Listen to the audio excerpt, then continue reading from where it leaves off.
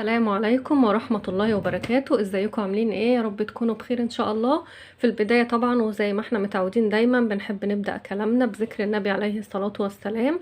اللهم صل وسلم وبارك عليك يا حبيبي يا رسول الله. النهاردة كده هنعمل مع بعض محشي. طبعا احنا عارفين ان احنا في الشتاء والدنيا مطرة، واول ما يبقى فيه شتاء ومطرة على طول يبقى فيه محشي، دي ما فيهاش كلام.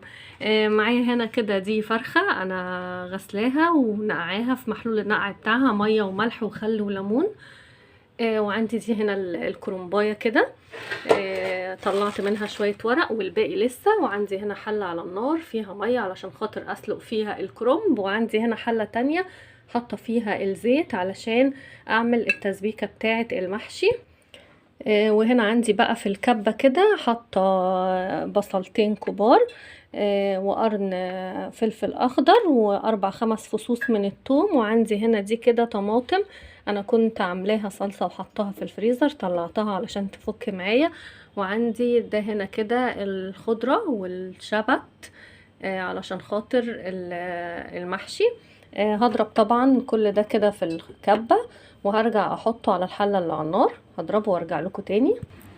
كده انا ضربتها بس هضربها كمان مره. بنزل بس البصل اللي في الجناب ده اللي هو لسه حاسه ان هو خشن شويه.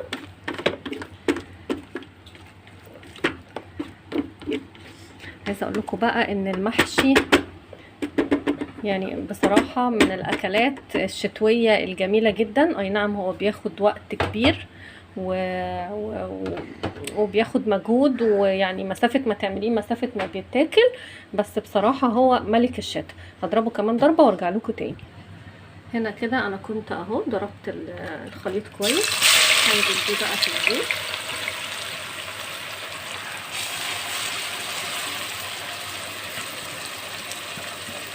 كده البصلايه هتصفر بس كده شويه، وبعد كده هنزل بالطماطم. مش قادره اقول لكم الريحه جميله. فصين الثوم دول بيدوا ريحه حلوه قوي. طبعا لسه هنحط بهارات بس لما ننزل بالطماطم. هنحاول بس ما نخليش حاجه في الكبه كده بالشكل ده. مستنيه بس هنا الميه تغلي بتاعه سليق الكرنب. طبعا لازم تعودي نفسك ان انت يعني ما تستنيش حاجه او ما تعمليش خطوه خطوه. احنا بنعمل كل حاجه في نفس الوقت. معنا حله على النار اهيت لسليق الكرنب، وحله تانية بنعمل فيها التسبيكه، وهنا الفراخ منقوعه.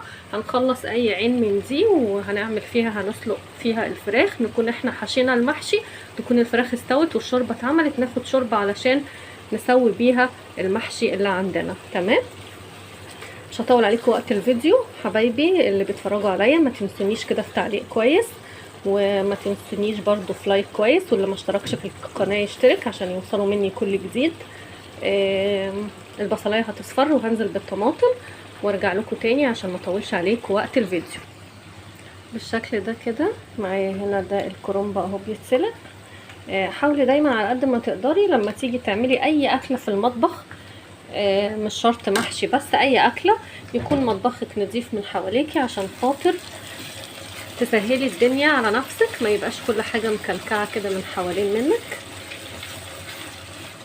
لسه البصله قدامها شويه اهو. يا دوبك بس انا طلعت ورقتين بالشكل ده. هي كرنبايه صغيره مش كبيره، مش هتاخد معايا وقت ان شاء الله.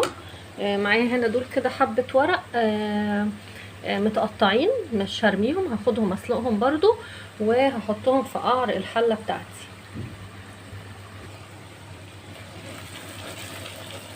انا طبعا مش لازم اصفر البصلايه قوي علشان ما تبقاش تقيله. هنزل بقى دلوقتي بالطماطم اهو كده بالشكل ده.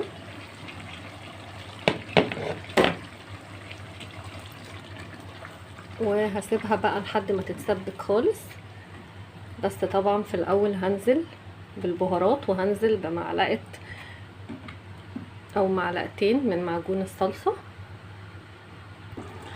هنزل اول حاجه بمعلقتين من معجون الطماطم.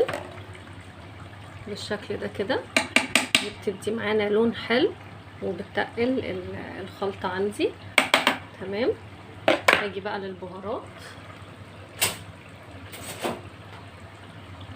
هضيف معلقة من الفلفل الاسود ومعلقة من الكمون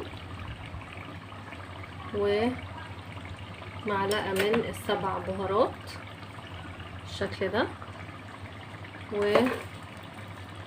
ومعلقة كبيرة هرمية كده من الملح، وهنقلب كل ده كده مع بعضه. حابة تضيفي اي اضافات تانية دي حاجة ترجع لك انتي. انا بحب اضيف كزبرة ناشفة بس للأسف انا ما عنديش مخلصاها، فهكتفي بس بالملح والفلفل والكمون والسبع بهارات اهو.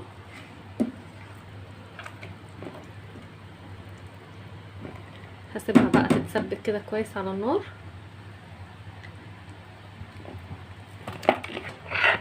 دايما تحاولي مطبخك يبقى نظيف حواليك زي ما قلت لك كده، اللي يطلع منك اول باول تغسليه. شايفين الحوض عندي ما فيهوش اي حاجه خالص غير البوله اللي لسه طالعه دلوقتي دي، وهغسلها. هغطي الحله دي كده اهي بالشكل ده، وهطلع الورقتين دول واحط غيرهم وارجع لكم تاني اهو. بالشكل ده كده بطلع الورق عندي بحطه دي مصفى علشان خاطر ما يبقاش الورق فيه ميه لما اجي اقطعه. تمام. هحط كمان ورقتين هنا وارجع لكم تاني. هنا عندي بقى انا كنت خلاص الورق كله كان اتسلق اهو. وعندي هنا التسبيكه تمام قوي وقفلت عليها النار. بصي مش قادره اقول لك شكلها تحفه. تمام. سايباها بس تبرد شويه علشان خاطر اعرف اخلطها مع الرز. عندي هنا حله تانية على النار حاطه فيها حته سمنه. الفراخ عندي طبعا غسلتها غسله كويسه مكان المحلول بتاع النقع بتاعها. وهنا بشرت بصلايه على طماطمايه على شويه ملح على شويه فلفل. تمام. علشان خاطر الفراخ. عارفين طبعا طريقتي في سلق الفراخ.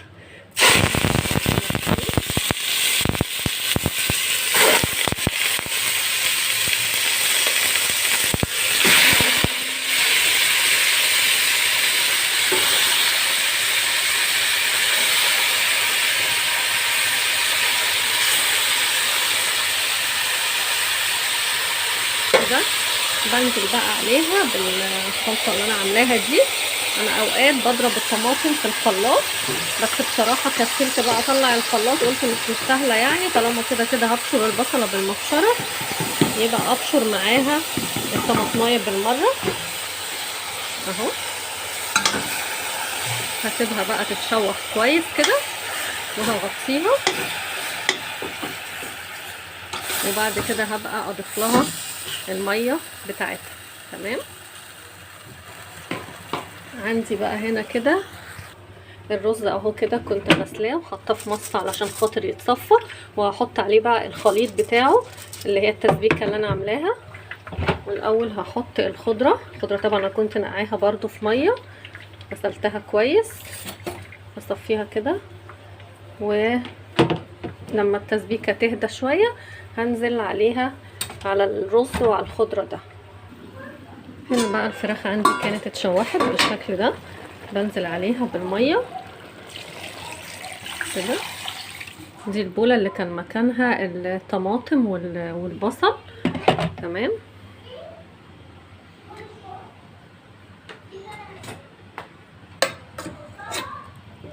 كده شكلها محتاجه كمان شويه من الميه، هزود لها كمان شويه ميه.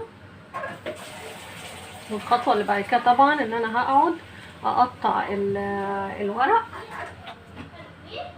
ورق الكرنب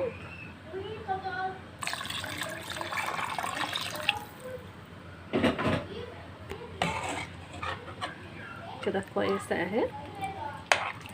هغطيها بقى على محشي. المحشي بتاعي طبعا هتكون استوت وهاخد منها ازقي المحشي اللي عندي. خليكم معايا، ويا ريت برضو لو وصلتوا معايا لحد هنا من الفيديو ما تنسونيش في اللايك والشير والسبسكرايب عشان يوصلك مني كل جديد.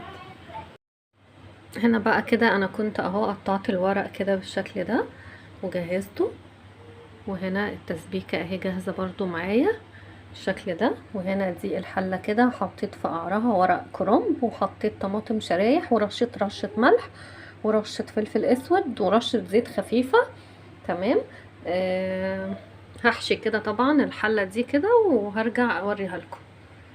هنا بقى كده انا كنت حشيت اهو حلة المحشي، بس لسه ناقصة، فعندي ورق عنب في الديب فريزر مخزناه. قلت هكمل الباقي ورق عنب، مش هيقول لا خالص. حطيت اهو كده حلة فيها مية على النار. تمام، لان انا طبعا كنت عاملة معاكم طريقة تخزين ورق العنب، بخزنه من غير ما اسلقه. فهطلع كده كمية من الورق لما المية تغلي، وهسقطها في المية يعني يا دوبك كده دقيقتين او حاجة، وهرجع احشي لان باقي عندي رز كتير والحلة لسه ناقصة. هسلق الورق كده واحشي واكمل الحلة وارجع اوريكم الشكل النهائي للمحشي بعد ما يستوي. ويا ريت لو وصلتوا معايا لحد هنا من الفيديو ما تنسونيش في اللايك والشير والسبسكرايب عشان يوصلكم مني كل جديد. كده بقى بنكون وصلنا مع بعض لنهاية الاكل بتاعنا ده. كده الكرنب مش قادرة اقول لكم ريحته وشكله، شايفين اللمعة اللي فيه. بصوا بقى انا عايزة اوريكم ازاي هو مستوي. بصوا اهو، شايفين الورقة دايبة ازاي وجميلة اهو. هديها الفريدة دوقي يا دودة. شايفين برضو ورق العنب مستوي ازاي وجميل اهو. يا ريت بقى ما تنسونيش في اللايك والشير والسبسكرايب عشان يوصلكم مني كل جديد. والسلام عليكم ورحمة الله وبركاته.